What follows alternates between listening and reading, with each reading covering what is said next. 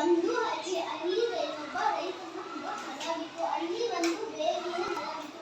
ಹೇಗೂ ಏನು ಅದರ ಕೆಳಗೆ ಒಂದು ಗುಂಡನೆಯ ಕಲ್ಲು ನಿಂತುಕೊಂಡಿತ್ತು. ಮರದ ಮೇಲೆ ಕುಳಿತುಕೊಳ್ಳುತ್ತಿದ್ದ ಹಕ್ಕಿಗಳಿಗೆ ಕಲ್ಲಿನ ಮೇಲೆ ಬಿದ್ದು ಬಿದ್ದು ಆ ಕಲ್ಲು ಬೆಳ್ಳಗಾಗಿ ವಿಭೂತಿ ಬಲಿದಂತೆ ಕಾಣುತ್ತಿತ್ತು.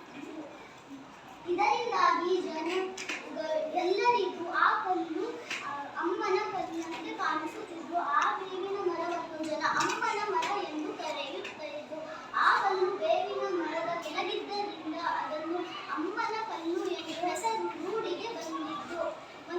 ಹೀಗೆ ಒಂದರಿಂದ ಇನ್ನೊಂದು ಹೆಸರ ಪಡೆದು ಎರಡು ಸುಖವಾಗಿದ್ದವು. ಅಮ್ಮನ ಮರ ಅಮ್ಮನ ಕಲ್ಲು. ಊರಿನ ಜನ ಅವರ ತಂಟೆಗೆ ಹೋಗುತ್ತಿರಲಿಲ್ಲ. ನಾನು ಅಮ್ಮನ ಮರ, ನೀನು ನನ್ನ ಪಕ್ಕ ಇರುವುದರಿಂದ ನಿನ್ನನ್ನು ಜನ ಅಮ್ಮನ ಕಲ್ಲು ಎಂದು ಕರೆಯುತ್ತಾರೆ. ಇಲ್ಲ, ನೀನು ನನ್ನ ಪಕ್ಕದಲ್ಲಿ ಇರುವುದರಿಂದ ಜನ ನಿನ್ನ ಅಮ್ಮನ ಮರ ಎಂದು ಕರೆಯುತ್ತಾರೆ. ಇಲ್ಲ ಇಲ್ಲ, ಬಿಡು, ನಾನು ಹೋಗ್ತೀನಿ. ನಾನು ನಿನ್ನ ಪಕ್ಕದಲ್ಲಿ ಇಲ್ಲ ಅಂದರೆ ಜನ ನಿನ್ನ ಕಡಿದು ಹಾಕುತ್ತಾರೆ. ನೋಡಿ, ಇದೆಲ್ಲ ನಮ್ಮ ಭೂಮಿ. ಅಪ್ಪ, ಇದೇನು? ನಮ್ಮ ಜಮೀನು. ಇದು ಬೇವಿನ ಮರ. ಇದು ನಾಡನೆ ಕಡಿಸಿ ನೇಗಿಲು ಚಕ್ರವನ್ನು ಮಾಡಿಸಿ ಬೇವಿನ ಮರದಿಂದ ದೂರ ಇರೋದು ಕಲ್ಲು. ಇದು ನಾಡೆ ಕಲ್ಲು ಹೊಡೆಯಿಂದ ಹೊಡಿಸಿ ನೇಗಿಲಿಗೆ ಕಟ್ಟಿಗೆ ಉರಲಿ ಬರುತ್ತದೆ. ಅಯ್ಯೋ, ನಾವಿಬ್ಬರು ಬೇರೆ ಬೇರೆ ಆಗಿದ್ದರಿಂದ ಜನ ನಮ್ಮನ್ನು ನಾಶ ಮಾಡುತ್ತಾರೆ. ನಾವಿಬ್ಬರು ಮಿತ್ರವಾಗಿ ಇರೋಣ.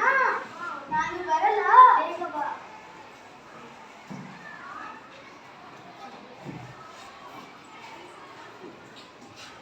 ಅಯ್ಯೋ, ಇದು ಅಮ್ಮನ ಮರ. ಇದನ್ನು ಕಡಿಯೋದು ಬೇಡ. ಅಯ್ಯೋ, ಇದು ಅಮ್ಮನ ಕಲ್ಲು. ಇದನ್ನು ಒಡೆಯಿದ್ದರೆ ಪಾಪ. ಇದನ್ನು ಒಡೆಯುವುದು ಬೇಡ.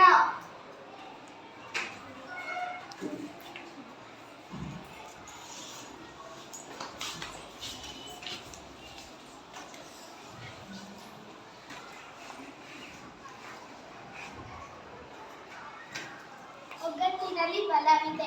ಎಲ್ಲರೂ ಒಟ್ಟಾಗಿ ಬಾಳಿದರೆ ನಮ್ಮ ಬದುಕು ಸುಖವಾಗಿರುತ್ತದೆ. ನಮ್ಮ ನಡುವೆ ಇರುವ ದ್ವೇಷ ಅಸೂಯೆಗಳನ್ನು ಮರೆತು ಪ್ರೀತಿಸುತ್ತಾ ಇದ್ದರೆ ನಮ್ಮ ಬದುಕು ಸುಖವಾಗಿರುತ್ತದೆ. ವಂದನೆಗಳು.